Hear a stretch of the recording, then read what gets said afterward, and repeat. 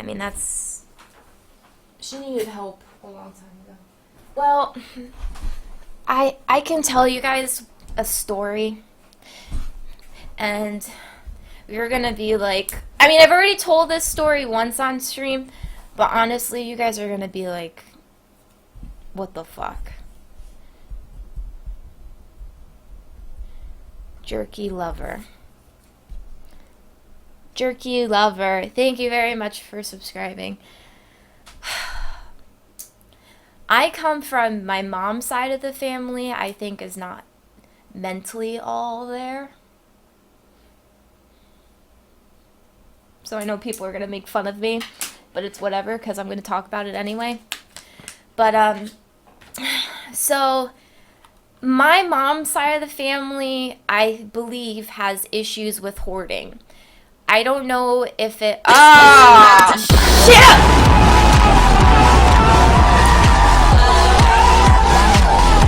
Wow! Oh, baby, a penta!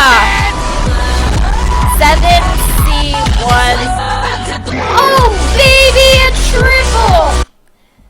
Okay, so here's your new profile picture. Ready? That's your new profile picture. But, so my mom's side of the family... No, can you not spam that, please? And I would appreciate if you guys would listen with open ears. And I know that's a lot, asking a Twitch chat to do that, but it's not a sensitive subject for me, but I would appreciate not a lot of jokes about it because it is kind of messed up. So, although I'm saying this to a Twitch chat, I would appreciate some respect for the story that I'm going to tell you guys, because I have told it once before.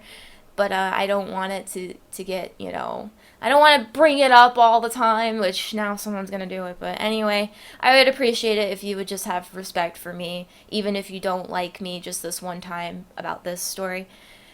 So, my mom's side of the family, I believe, has issues with hoarding.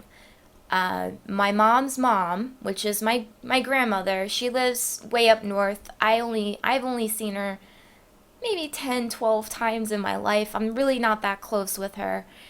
No, it's not a pity patty. I'm literally telling you a story that's just, it's not sad to me, but it's just something that I could see someone making fun of somebody for. So I'd appreciate it if you just have some respect when I tell the story. My mom's mom, which is my grandma, like I said, she lives way up north. I don't really see her all that much. At one point, she had 30 dogs in her house. And when the dogs would pass away, she would keep their collar and hang it in her car. She had this, like, I mean width-wise, like not length, but width-wise. There was just, she would hang them from her mirror. And I remember as a kid, I'd be like, wow, Grandma, you have so many dogs. That's so cool. I would love to have that many dogs. But no, Grandma is a dog hoarder, and she had 30 dogs at one point. And they were all in cages, and she would spend her entire day taking them out, blah, blah, blah. And things like that. And eventually she took the one dog to the vet, and the vet, I think, eventually caught on to how many dogs that my grandma had, or my grandma told her how many dogs that she had, and they turned her into the state, and she had to remove, I think she's allowed up to 5 dogs, 5 or 6 dogs is the maximum she is allowed to have. So my grandma is a dog hoarder. My mom's aunt, which is the sister of the grandmother, which is my great aunt, she is a hoarder of cats. And every birthday, she would send me a card, or like a birthday card, a Christmas card, and she would sign for every single cat she had. And I think she'd have 15 to 20 cats, I believe. And you know what? Could have been more. We don't know, because she lives all by herself somewhere in California, and she had over 15 cats. So there's that one. And my mother herself.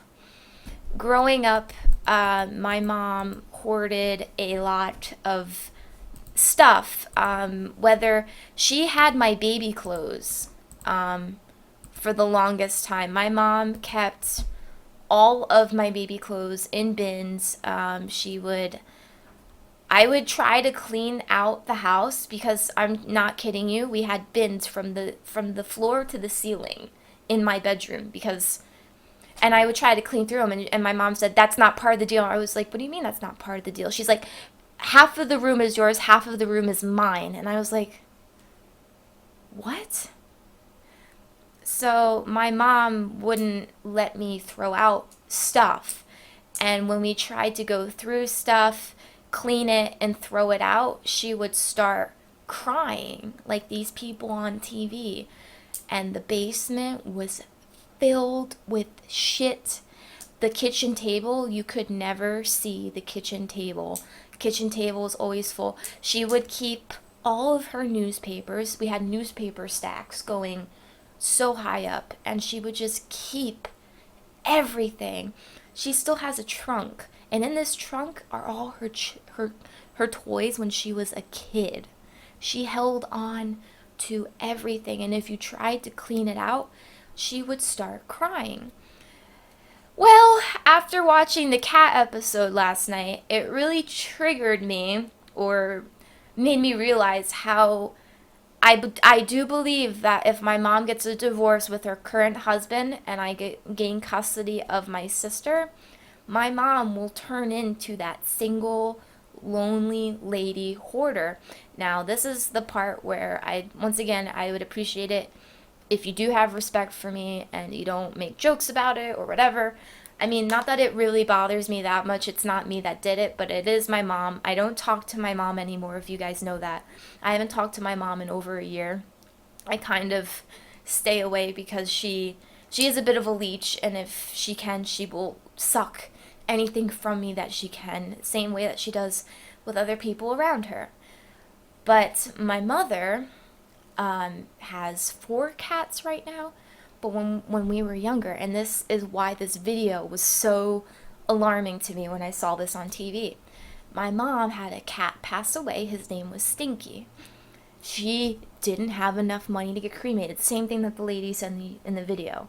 I was hoping that I would have enough money to get him cremated, blah, blah. My mom had this cat in the freezer for 2 to 3 years. Cat never got cremated. She didn't want to bury the cat because she was so fearful that if she moved, she wouldn't have this, that the cat would be in the backyard of a place that she didn't live in. So she had this cat in the freezer for like 2 to 3 years.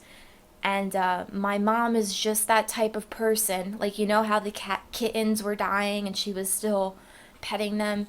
We had a cat that went paralyzed when I was younger. There was a cat that I actually loved. His name was Devlin. He was a great cat. But he went paralyzed, and my mom force fed him every day. She would hook up IV to him. Like she was doing, I mean, I was young. I was 14 at the time.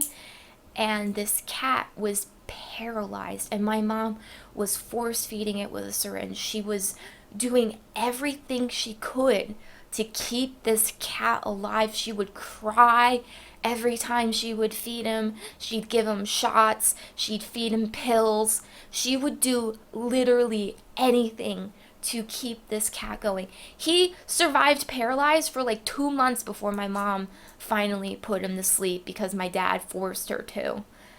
But my mom was just like this. But what I don't understand is that she never took care of my sister and I. If we had to go to the doctor, you literally had to beg my mom to take us or get someone involved to tell her that she needs to take her children to the doctors. My mom would not cook for us. She never, I can count on my fingers how many times after the age that I learned how to use the microwave that she actually cooked. And even before I knew how to use the microwave, it was still microwave food from her that she would just put in the microwave. She never, ever cooked. And I mean, I'm used to it now because I do it to myself. But I'm telling you, there's something with that side of my family, between my mom, my grandma, her aunt, there's some kind of disconnect. I don't know what you call it, but it's like, what is wrong? But what is wrong with you? Like, why are these people doing this? Why are they like that? Why are they? It's just some kind of disconnect. And I mean, I don't understand it, but you microwave your own food? What the hell? Yeah, I do. No, what I'm saying is I still eat a lot of microwave meals. Like, I don't really cook either, but yeah, I don't know what it is. It's called genetic predisposition. Really?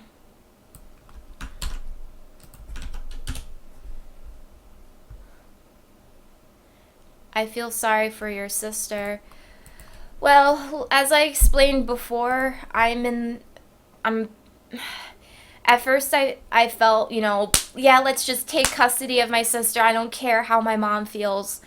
Now I feel like I don't want my mom to commit suicide, even though she wouldn't, but I don't want my mom to although I hate my mom to an extent, I don't want to make her feel that bad, but I talked to part of like my family members, and everyone thinks that my sister would be better off with me. I asked my sister, I said to her yesterday, I was talking to my sister yesterday, and I said to her, I was like, Bree, you can't, you have to make up your mind, and I want you to think about it. I said to her, I said, I don't want you to come up with a rash decision. I want you to think about it, and the reason being is if I do gain custody of you, you can't just go a couple months later, I want to go back to mom's.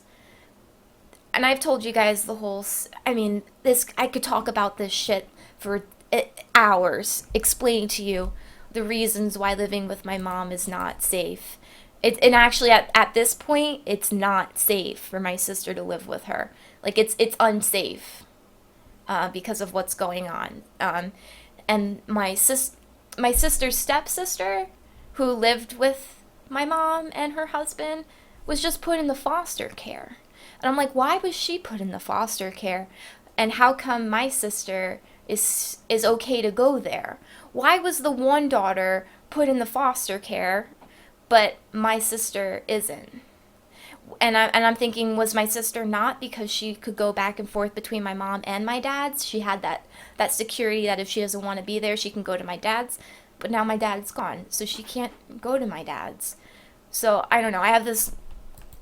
I have to go to an attorney and figure everything out. But okay. Anyways, I really have to poop, so I will be right back. I'll play some music while I go poop. Okay. I gotta go poop really bad. No, I'm gonna fight for custody of my sister. Yeah,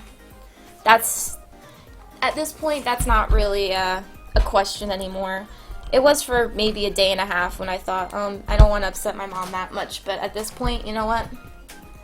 There's no choice for her.